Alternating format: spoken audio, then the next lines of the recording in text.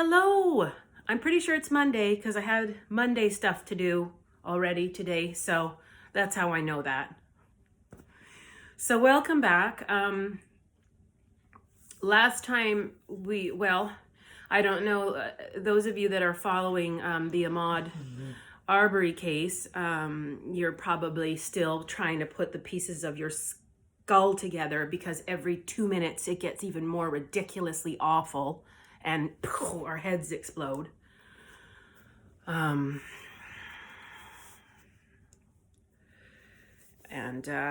Unfortunately, isolation creates a lot of different things, but one of the things that I'm finding it creates is the constant triggers regarding things, right? It's just triggers all the time with those.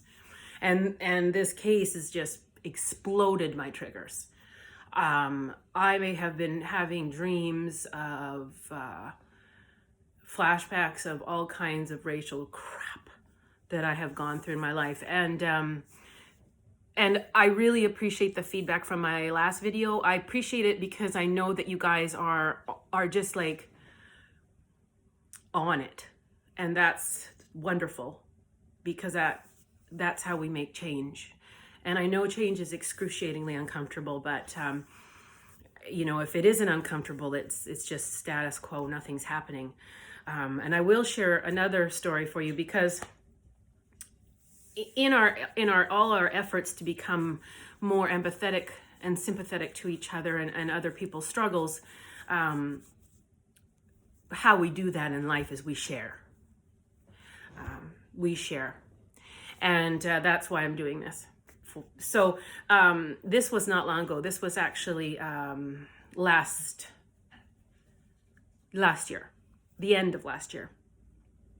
I had gone to an event with people that I'm not naming names. I went to somewhere for a meal with friends, and I was the only person there that wasn't white. This isn't often a thing that happens. That's just the way it is.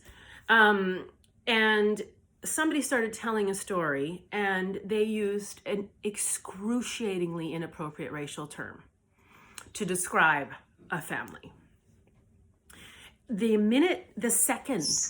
microsecond that word came out of their mouth, every single person but that person who continued on telling their story looked at me uncomfortably. They looked right at me.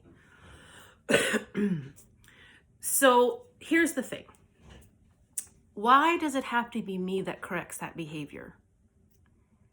Every single one of you knew the word was wrong. You were all disgustingly uncomfortable within a nanosecond of it coming out of this person's mouth. Why does the one black person in the room have to be the person to correct the behavior? You know it's wrong. You don't have to be black to know it's wrong. So hindsight, hindsight is hindsight, right? But going forward, if somebody says something that is racially insensitive, inappropriate, you can be a soldier for change. You can say, instead of looking at the one person that's not white in the room to correct the problem, you can say, oh, whoa, that is not appropriate. Nobody uses that terminology anymore. Also, you could maybe also say, is the terminology even needed to tell the story? Once the story was over, I could not fathom and still can't why you even need to describe the color of someone's skin in that story. Still baffled about that. But yeah, I'll warn you because it never goes off easily. Puppies and kittens don't come out of the air and happy little heart bubbles. 9 times out of 10, they are going to warp the idea that you corrected them into a boundary issue, and you'll probably have issues with them. They probably won't take it well because 9 times out of 10, if you're talking like that in 2020, there's other issues here. So they're going to consider, I don't know, they might say they're embarrassed, you embarrass them. I don't know. Try being the only person that's black in the room and have somebody use a derogatory comment Apparently that's not important to them. Their feelings will be slighted. So be prepared for that. But again, evolution, change, it's never comfortable. It's never a fluffy bed with really fluffy pillows. It's some rocks and jagged pieces of glass. What can I tell you? I've been doing this forever. It's not comfortable, but you'll sleep at night. So you'll sleep at night. Trust me. Because every single person that went home that night told me for weeks after that it bothered them that they didn't say anything to that person.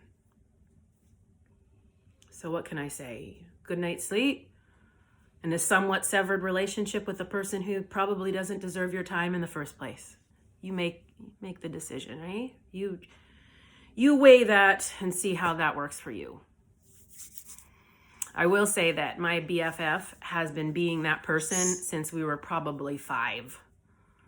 She has been removed from security from places for calling out racist behavior against me. And we are 45 years old, and she has told me that she will continue to do it until we are hundreds of years old. I can see her right now in our seniors residence telling somebody off if she's gotta. So that is an ally 100%. I'm not saying you've got to be removed from places by security. But I am saying simply correcting somebody's racist remarks at a dinner table, it's not going to kill you. And you'll sleep. Trust me, you'll sleep better. Ode to joy, shall we?